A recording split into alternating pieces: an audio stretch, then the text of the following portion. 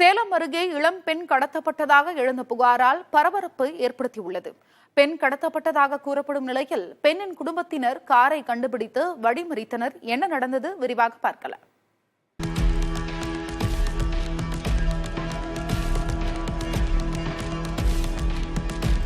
சேலம் மாவட்டம் தலைவாசலை சேர்ந்த இளம் பெண் ஒருவரை காணவில்லை என்று அவரது பெற்றோர் தலைவாசல் காவல் நிலையத்தில் புகார் அளித்தனர். முதற்கட்ட விசாரணையில் நாமக்கல் மாவட்டம் மெட்டாலாவை சேர்ந்த ஒரு இளைஞர்தான் அந்த பெண்ணை காரில் கடத்தி சென்றதாக கூறப்பட்டது. ஆனால் இருவரும் ஒருவரை ஒருவர் காதலித்து வந்ததாகவும் பெண் வீட்டார் மறுத்ததால் அந்த பெண் காதலனுடன் காரில் சென்றதாகவும் தகவல்கள் கூறப்படுகின்றன.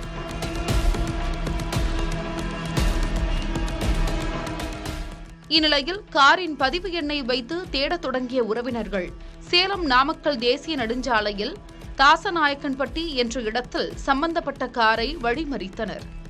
ஆனால் காரில் பெண் இல்லாத காரணத்தால் அவரது குடும்பத்தினர்கள் ஏமாற்றமடைந்தனர். காரில் வந்தவர்களுடன் பெண்ணின் குடும்பத்தினர் கடும் வாக்குவாதத்தில் ஈடுபட்டதால் அந்த பகுதியில் பரபரப்பு நிலவியது.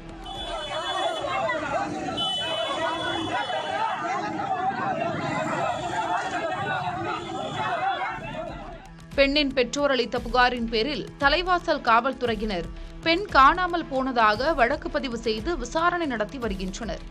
பெண்ணிற்கு இன்னும் 18 வயது ஆகவில்லை என்பதால் விசாரணை தலைவாசல் அனைத்து மகளிர் காவல் நிலையத்திற்கு மாற்றப்பட்டது.